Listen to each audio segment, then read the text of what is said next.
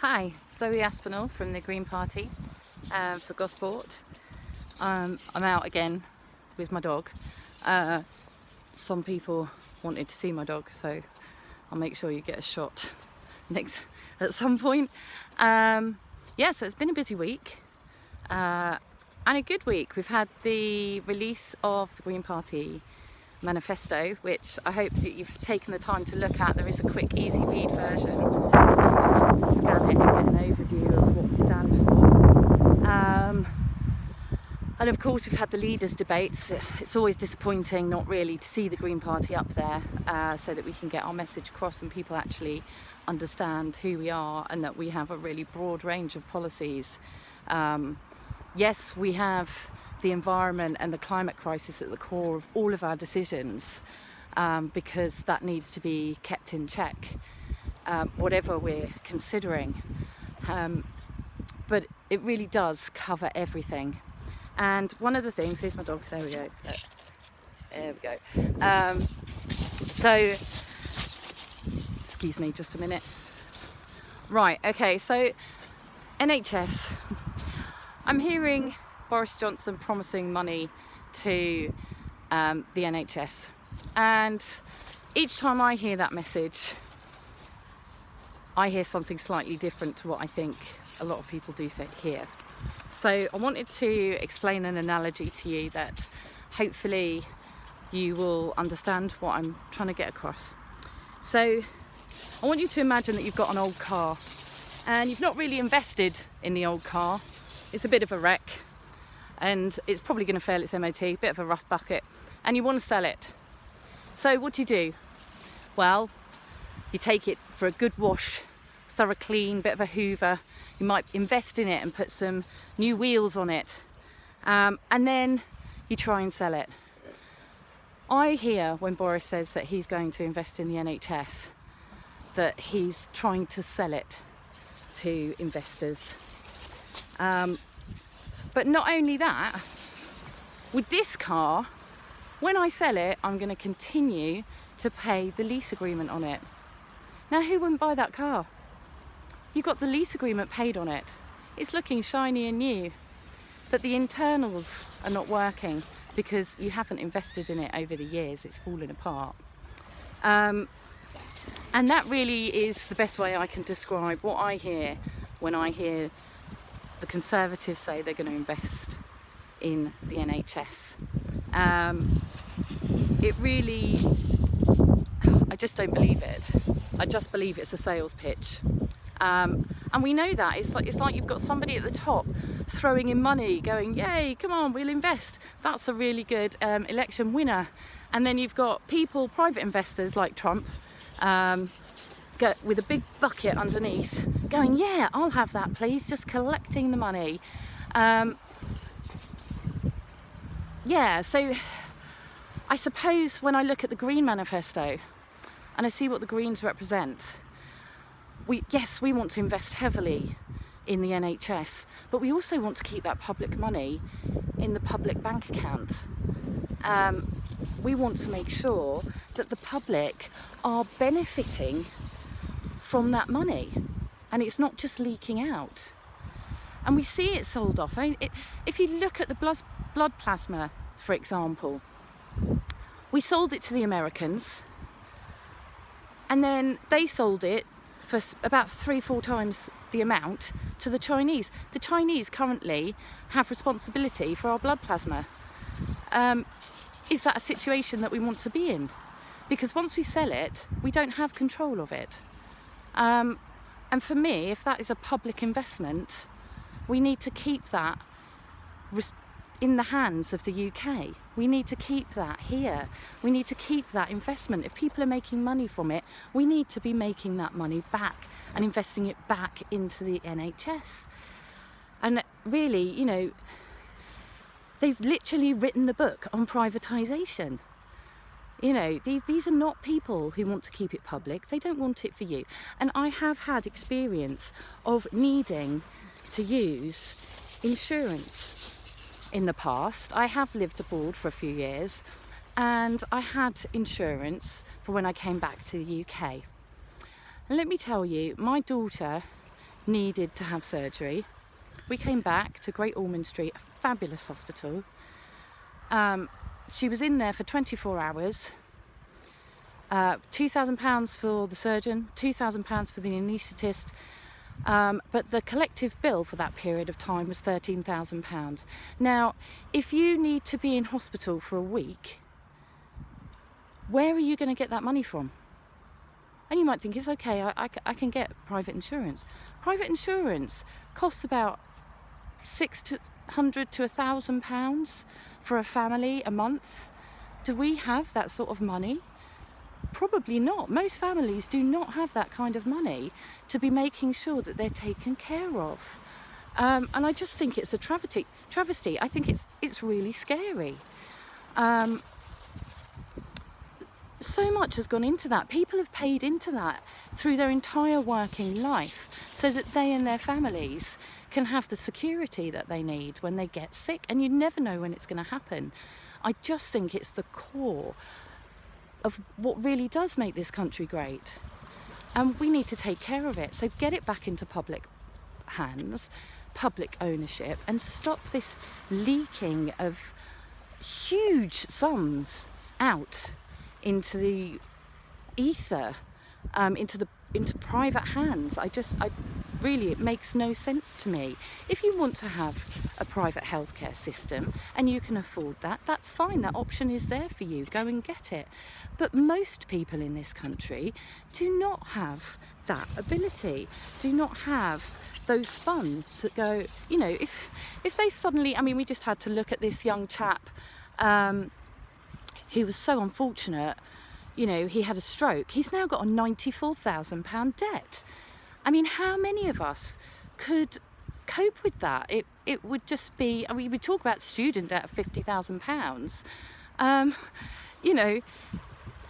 It's just unbelievable. And that's how I feel about it. The other thing that keeps coming up, I love the Tory strapline, let's get Brexit done.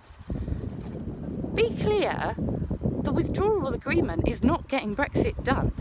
That is the beginning of Brexit. That's where it starts. You think you've had enough of it now? You wait until we leave and we have to spend the next decade, possibly two, negotiating trade deals, trying to rewrite our laws. And if we have a look at what the Conservatives have done, preparing for it, well, the first thing they've done is got rid of human rights. You're going to be going to work and you no longer have that legally protected break time or holiday pay. I just think it's going to be awful for everybody, apart from taking the economy under. I hear this rhetoric and it terrifies me. It terrifies me that people believe it and people buy into it, and the impact that this is going to have on families. We really have been protected a lot by the EU, and for a start, we've had much better peace. If nothing else, that's something to cling on to. We were already looking at drops in standards of food.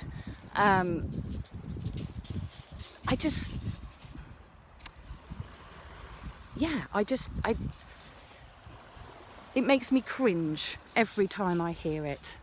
And the Green Party stance is that yes, we want a referendum, and yes, we will campaign for Remain. That's the side that we stand on, that's the side that we believe in, but we will give the people a choice. Now, you're right, doggy. I've now lost my train of thought.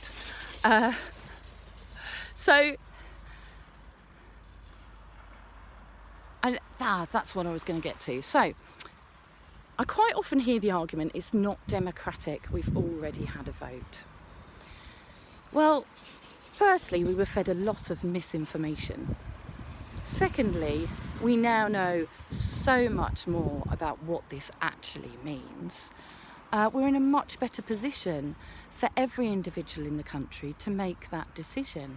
Some people have changed their minds, and saying that it's undemocratic is like saying, well, we had an election a couple of years ago, why would we have another one? It makes no sense to me. That surely the definition of democracy is to have your say on it. So I just don't believe that rhetoric, and I do feel that with the number of times that the Conservatives use their straplines, they just believe that if you say something often enough, eventually people will believe it. So I just ask you, look at the figures, go and do your research, and really think about, is this real information or am I being manipulated? So that's my take on Brexit. What else has been happening? Oh, we seem to have manipulation of social media. We had the whole thing, again, sorry to harp on about the Conservatives, but putting up this website as a fact checker. And again, we've got this thing, well, we've put the information out there and we've apologised. And apologising somehow, or not apologising, but yeah, saying that we shouldn't have and we've taken it down. It's not enough. The fact is that you had the ethics, or lack of, to think that that was okay to do in the first place. And then the message is out there. And I think what people don't recognise sometimes is that we've got people hear a message and it's taken in by their subconscious, and if it's unsaid afterwards, our subconscious doesn't always acknowledge that, and that is very, very clever, but I'm really fearful of what's happening to our election system. And I think, the Green Party want PR. I'm absolutely for PR. And I'll be honest, I voted for Lib Dem for a long time because I felt so strongly about PR. And then they got into power and fluffed it. It didn't happen.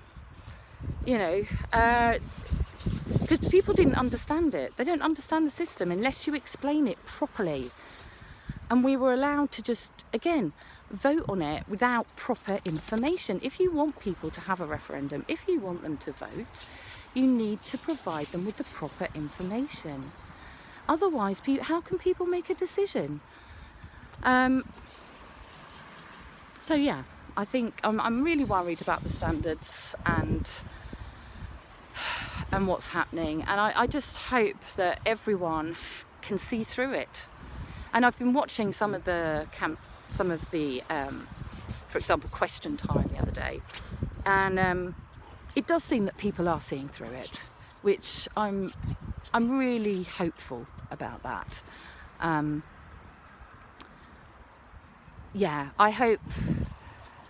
hope that people can see through all the noise, in the words of Caroline Lucas. See through the noise, go and look at the information. Like, if you're not sure what your MP really stands for, go and look at theyworkforyou.com. Now, the Green Party want to invest heavily. You will have heard this figure, and it's so doable. We can do it. We can really make this change. We can invest properly.